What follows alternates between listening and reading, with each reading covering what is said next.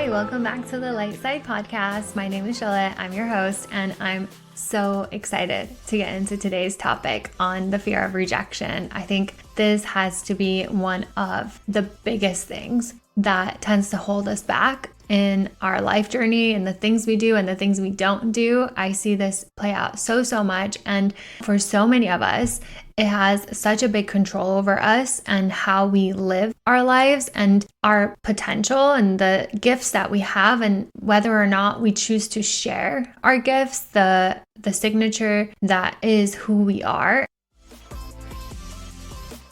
I've missed more than 9,000 shots in my career. I've lost almost 300 games. 26 times I've been trusted to take the game-winning shot and missed. I failed over and over and over again in my life, and that is why I succeed. That's a quote by Michael Jordan. Is so powerful, and it's just a huge testament as to why we have to keep trying and why it's so important for us to change the meaning of rejection and how it defines our life. And so in today's episode, we're going to deep dive into this topic and how we can change our relationship with rejection and make some pivotal mindset shifts about how we perceive it and how changing our perception and our relationship with rejection can ultimately change our life. This is something that I'm fully certain that most of us, if not all of us, grapple with in different areas of our lives. And so while I've been reading the book Worthy recently, if you follow me on Instagram, you see me share a post about it, that it would be a great episode to bring to you. Like this quote I just shared is directly from the book. And it's true, right? The people who succeed the most are the same people who fail the most because they're the same ones who try the most. This quote also comes from the book, and I love it so much. It really shifted my perspective on rejection even more recently. I already create a lot of content and post a lot about the fear of rejection. It's something I've learned to deal with and have strategies to deal with it through my coaching school, but also just as a human being dealing with the same types of issues every single one of us does. And I've been able to help my clients with this in rewiring the way we perceive rejection and how it can truly empower us and change how we show up every single day. There's so much we can do. Consider this question. I think it's one of those questions of a lifetime, right? Like, what would you do if you knew you couldn't fail, right? Like, now add on to that, what would you do if you had absolutely no fear of failure or rejection? I think it's good to start with where rejection stems from. So the thing is rejection has served us for thousands and thousands of years. It's our natural response to avoid pain as human beings. It's been a survival mechanism. And really, our brain works overtime to keep us safe and in our comfort zone. And it will do whatever it can for us to avoid pain. And ultimately, as a result, resist the things that we want and the experiences we want to have by keeping us safe. And so unintentionally, what we do, I guess subconsciously what we do is we keep ourselves safe by playing small, by avoiding potential pain, because that's what we've associated with rejection. We've associated rejection with pain. We can change that through what we associate with rejection. And that's what I'm referring to as how we will redefine rejection. And it's also important to consider that our fear of rejection has psychologically been developed as well, right? From our early childhood, our attachment style determines how we deal with rejection or how we even approach it. So we talked about this on episode 15 of the podcast on the various attachment styles. If you haven't listened to it already, that's a good one to listen to as well. But ultimately, insecure attachment styles or avoidant attachment styles tend to shy away from rejection, whereas secure attachment styles have an easier tendency of dealing with it or can navigate it a lot easier. So the fear of rejection is really deep rooted And I love how Eckhart Tolle talks about it. He talks about the pain body and how so much of our lives is controlled by fear. When fear controls our lives, a lot of times it derails our lives because we become so engrossed with things outside of our control, and we allow fear to basically hinder our ability to reach for more, to do what we are here to do, because we're afraid of what ifs. And again, as Eckhart Tolle puts it, he says, fear thrives on fear. And it's true, our pain body, like seeking out more pain, it's just like that part of our existence, like it's a part of our ego, doesn't want to diminish itself. It's like it wants more pain, it wants more fear. It's like that's how it gains more power, is through the pain, through the fear, that it continues to want to feed itself. And that's why it takes so much deliberate and conscious intention to choose differently, to flip the negative self-talk, the talk that isn't serving us, to ones that are, because we have to combat that pain body that is so powerful and is so leaning towards fear and negativity. And that's why we tend to live in a society which feeds us more fear, right? Like the news just feeds us more fear. There is so much division in society because governments have control over us through inducing more fear in us. And so when we function from a place of fear is when we are playing small, playing it safe. And it's understandable that our comfort zone is our safe space, and it's safer to just live in that realm. But when we consider how much it diminishes our light, how much it diminishes our joy, how much it really reduces the experiences that we could be having, what we were here to do, what we are here to do. And so fear really thrives on us being engrossed with things outside of our control, whereas what's within our control is our perception, right? It's our mindset, the things that we think, the things that we can do, the habits that we can embody, how we shift the thoughts that aren't serving us. What's within our control is the words we choose to say to ourselves, the habits, what we choose to do about what we think, and so forth. That's within our control.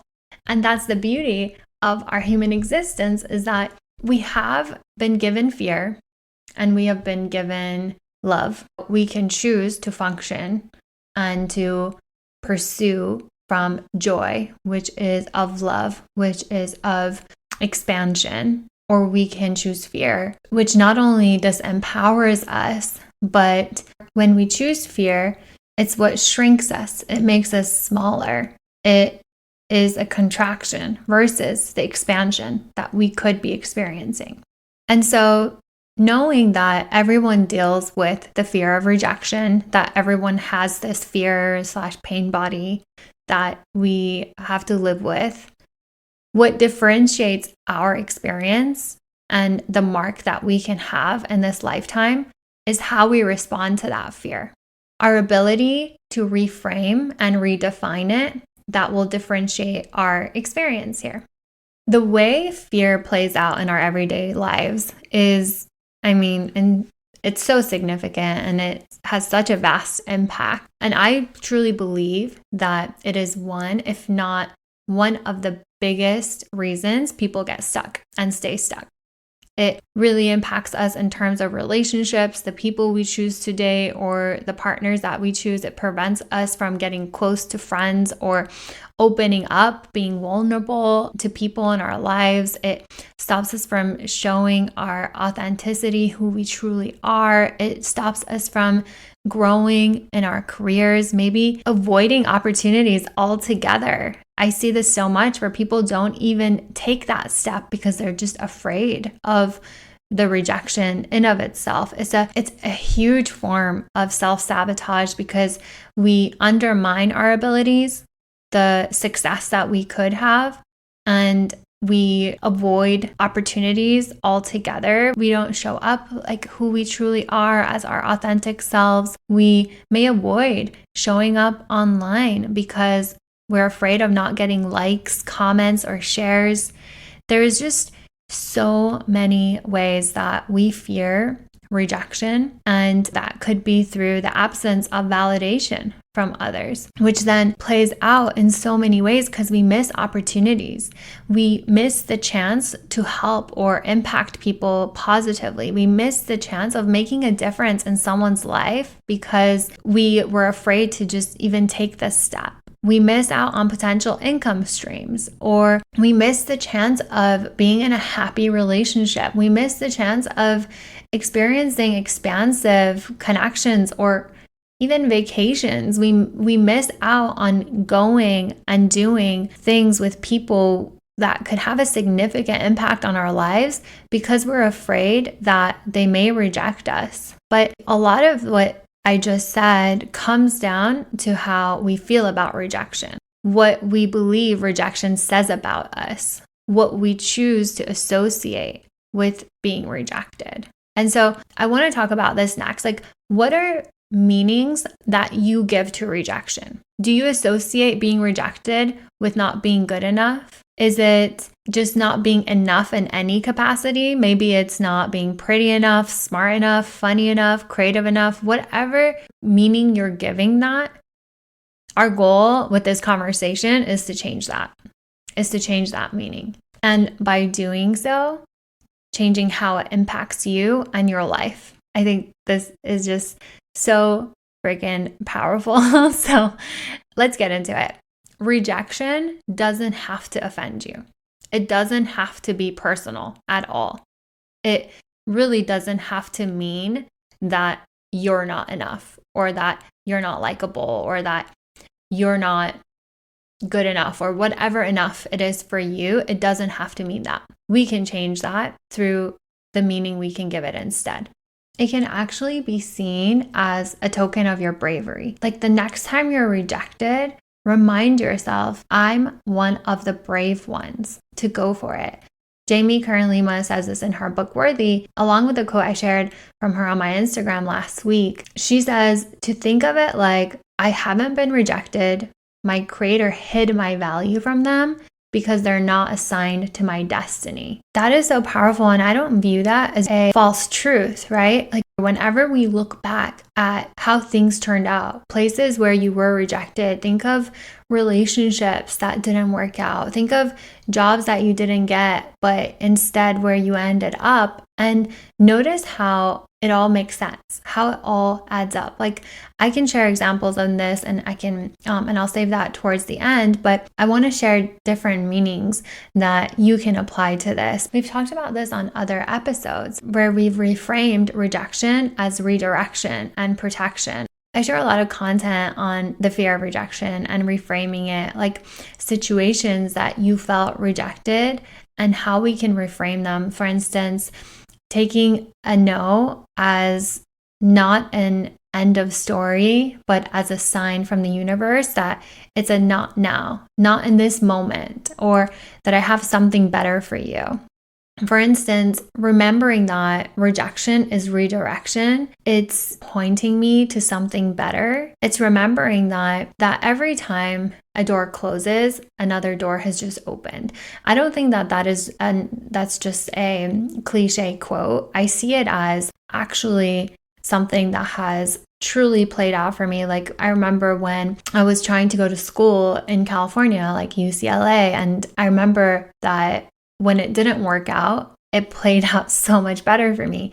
I ended up having so many experiences that I never would have. And I still remember when I got my internship at Goldman Sachs, I remember thinking, wow, I don't think I would have gotten this had I gone to UCLA. Like, it was such a unique opportunity that opened up for me, given that I was only a sophomore and I hadn't even started my junior year, that it just blew my mind that it worked out that way. Like I can think of relationships that I've had in the past where I was so heartbroken over it not working out. And now that I see how things played out, like, thank goodness they didn't work out, because we truly were not compatible. we were not compatible. I was not being myself. I was being inauthentic. And so through being rejected, I was able to find what was truly for me. I was able to be a better version of myself. I was able to work on a better version of myself to show up as who I truly am instead of being what someone else wants me to be in order to be liked. And really, ultimately, that's a recipe for being miserable, and it's just not of alignment. And it's truly not being in alignment. I remember always wanting to be like manifesting and asking for God to help me be in flow with life. And these rejections were actually getting me in flow with life. Like, I didn't realize that at the time. At the time, it was like, okay, like, how much more can I be rejected? But through it all, I've learned that they actually were strengthening me. So that's the other mindset shift. Looking at rejection as it's helping me build resilience. It's giving me the strength to carry the future successes when they do happen. I think the knowledge that we get, like, think about it. Rejection, most of the time, actually, I want to say rejection always be a tool for our betterment to help us become better. Because by being rejected, we try different methods. We pick up a new book. We train more. We try again. We try harder. And by doing so, we become better. It's inevitable. Just as anything else in life, the more we do something, the better we get at it. And so we can view rejection as a gift. And when we're willing to combine that gift with a belief and a knowing that only we do what we uniquely can do, and only we see what we see, only we feel what we feel and perceive and receive as inspiration, as a nudge, as an idea, then we become unstoppable. We can be unstoppable. We can be in flow. We can be in that high vibe energy of receiving inspiration, of getting insight, of getting nudges, of pursuing our dreams and being excited about pursuing it and continuing to do so, because we changed our relationship with rejection. We changed the meaning rejection had for us because we chose to see it differently. And that is how we perceive things. The meaning we give situations is within our control. So by reducing the impact that rejection has on you, by changing the definition of it to, instead of you thinking, oh, I've been rejected, that means I'm not enough, and thinking of it as, oh, there's something better for me. There's actually, like, thank you for that sign. You just showed me that I'm meant for more. I'm meant for something different. That's exciting. That's a nudge. You just were guided. Thank you for guiding me. That's the response, instead of like, oh, well, like I'm not good enough because I didn't get XYZ, because not enough people liked my post. If we change our relationship with how we feel about rejection or the outcome of things by reducing the pressure we attach to it, we can really change how we show up every single day. Most of the things we're afraid of approaching is because of our fear of rejection. And if we remember that it doesn't have to be a decision maker, like it doesn't have to be a major altering, life-changing event, that either way, you'll continue. I think this is a really important point. It's important to remember that very few things dramatically impact your life or change your life. So like whether or not someone says yes when you ask them out, whether or not you get that promotion that you asked for, your life will go on, right? Like the sun will rise again. And I don't mean this to like diminish the severity of how much things can hurt, right? But it's true that your life situation stays the same most of the time, right? Whether or not you get asked to join, I don't know, social club or go out with a certain group of people or get invited to a party, or again, if you ask someone out and they say no, like whether or not you get that or not, it does not dramatically impact your life. And so stopping yourself from asking for a raise, for asking for a promotion, for asking someone out if we can reduce the significance it has because it's not going to change your life as much as you think it's going to, then it reduces the pressure that we associate with it. And so thereby reducing the fear that we associate with rejection, and we can continue to show up for things that can really improve the way we experience life and our level of enjoyment of it. And so I want to share some actionable steps and behavioral changes that we can embody to overcome the fear of rejection. So whenever you notice something is not going the way you wanted and you get rejected, you experience rejection, just pause and notice if the dialogue in your mind is, I knew I wasn't enough, I wasn't good enough, or I knew this would happen.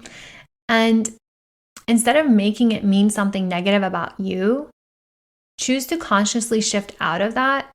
Reduce the volume on that voice inside your head and replace it with your new definition. It's important for us to create a definition for rejection that is positive. So whether that rejection definition is, oh, I'm brave, I was one of the brave ones to do it, whether that new definition is, oh, I'm more resilient, oh, this just means I get to get better, I get to try again differently. Give yourself a new definition and replace that voice, whatever you tell yourself, with that. And the more we do this, the more we believe it, the more it becomes a truth, a habit.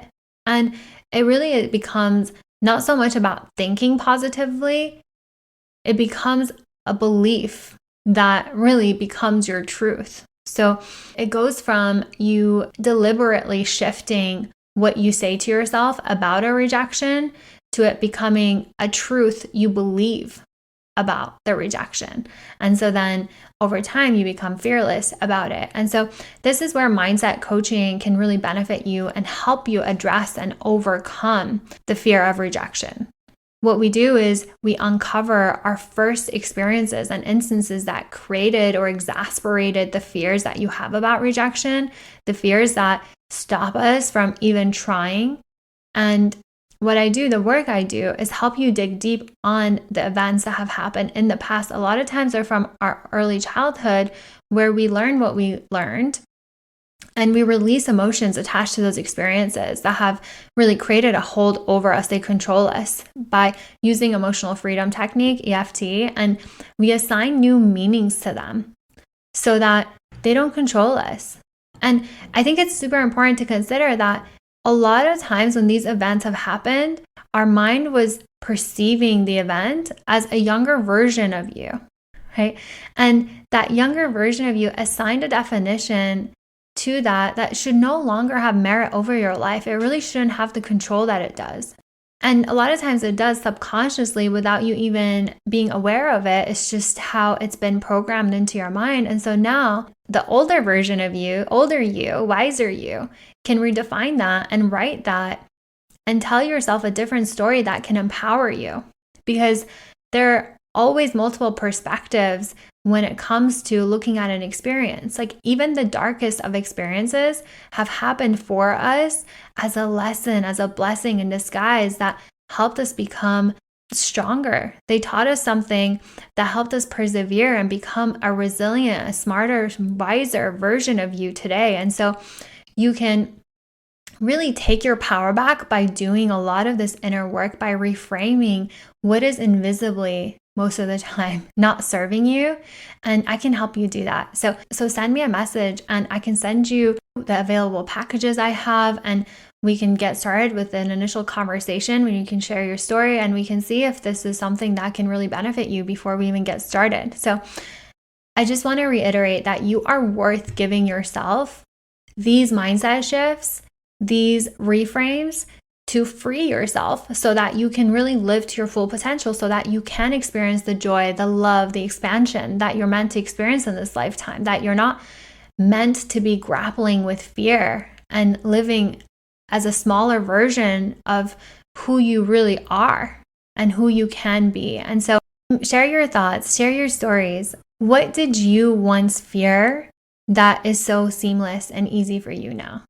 And I'm so curious, like, what helped you overcome it? Share it with us. And I just want to close with this. Remember that Our mind tries to keep us safe through fear. And by using fear as your indicator that there is a barrier for us to break through, for us to overcome, we can do what we choose with that information. And we can use fear as our motivation to push through the resistance.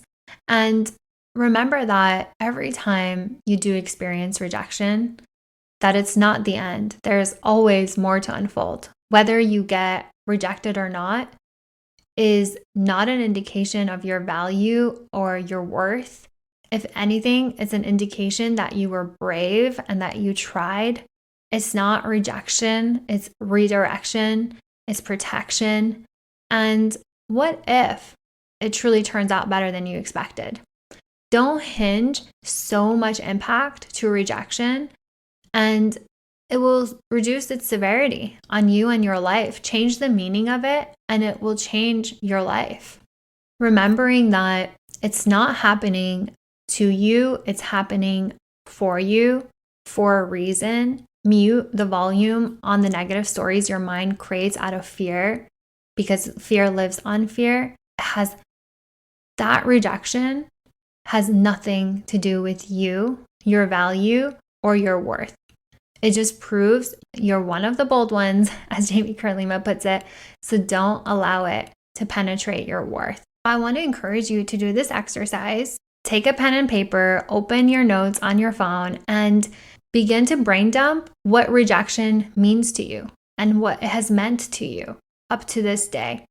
And begin to redefine it, begin to reframe it, and change what it means to you. Because your relationship with rejection will define the quality of your life experience, because rejection is just part of life. It's inevitable in a lot of situations. Like, people have choices, and so it's 50-50. It's either a yes or a no. And your ability to redefine it, to change it, to have a positive meaning for you, that's all in your hands. That's in your control. And so you can redefine what it means to you and really free yourself to unlimited potential, to do the things that you really wish and would love to do. Because ultimately, no one can promise that you won't be rejected, but you can change how you feel about rejection. You can change your relationship with it so that it doesn't faze you, so that you take it as, oh, I'm just going to get better. Oh, I'm just going to try again. It's not if, it's when. That's a famous quote. Who you are and your worth, your value is not determined by any rejection that you'll experience. That it is just a part of our process. It's a part of strengthening us. It's a part of helping us grow and evolve and become this greater, better version of ourselves. And it's really a tool. It's a vessel for our growth. And so I hope that this episode inspires you to take a leap, to do whatever it is that you've been wanting to do that you have not done because the fear of rejection has been holding you back. Whether that fear of rejection is showing up in you not posting that reel you want to post, it's stopping you from showing your face online. Like, I actually just remembered the story, one of the stories I wanted to share for a very, very long time. My whole fear of rejection was showing who I was on my Instagram. When I first started my Instagram in 2016, I mean, I had various versions of Instagram because I love photography and I love writing. So I started with like a chasing sunsets account, it was really pretty sunset shots I had taken over the years. But I then changed it to a poetry account. And for many, many years, actually until 2022, from 2016 to 2022, I did not show my face on social media because I had a fear of being seen, which really stemmed from a fear of being rejected. And so there's just so many ways that rejection can control our lives. And truly what I've noticed over the years of creating content and showing up online, it's by being authentic and showing who I am, showing my face, that people relate to me, that people can connect with me. And so what I was resisting because of my fear of rejection is now one of my greatest sources of joy. I love creating content and sharing it with you guys. This really plays out in so many ways in our lives. Maybe you're afraid of rejection, and so you're not opening your dating apps. Maybe it's like resuming going on Hinge or Bumble or whatever it is, because look, the worst case scenario is you get a no and you try again. But that's the thing, it's giving you this opportunity, this vehicle to try again and to be one of the bold ones, to be one of the brave ones. And so whether you're going to start writing today, whether you start a podcast, whether you start painting, whether you start, I don't know, whether you ask your boss for a raise, whether you ask for the role that you think you would be good at, but you're afraid of raising it because you think, oh, they should offer it to me because they should see my value, or you're afraid of, the rejection that you might hear, oh, the embarrassment if they say no. Look, those are all definitions that you're giving rejection. It doesn't have to mean that. It doesn't have to mean anything about who you are and your worth and the value that you add. It just means that you'll learn from it, that you'll experience from it. And so I hope whatever it is that you want to do, whether it's starting a business, talking to someone you've been really wanting to talk to, but you've been afraid, maybe it's someone at work, maybe whatever it is, whether it's showing up online or applying to work at a job you've been wanting to, remember, it will not define who you are. It won't change your life dramatically. If you get rejected, it's a thank you. Thank you for showing me I'm ready for something different, that I'm ready for something even more, something bigger, something better, and see what happens, see what unravels. I'm so excited to hear your stories. Send me a message on Instagram, on email, whatever you prefer. I love hearing from you guys. Let me know if this episode was helpful. If you don't follow me on Instagram, follow me there. I do create polls and ask you guys for your opinion, feedback on the episodes I should create. And so I'm excited to hear more and more from you guys. I love you, and I'm so happy and grateful that you're here. I just appreciate you so much. Until next time, sending you tons of love.